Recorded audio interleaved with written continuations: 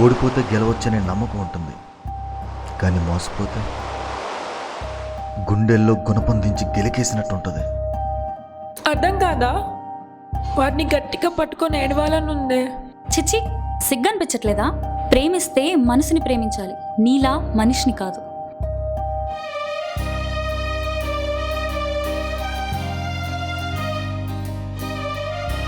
ముద్దు కాదు, అమ్మలా గోరుముద్దులు తినిపించే అమ్మాయి కావాలి.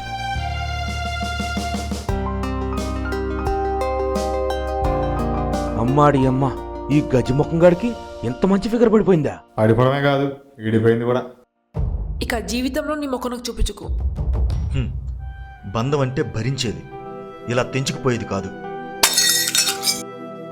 రేయ్, నువ్వు ఇలా అయిపోతే ఎలారా?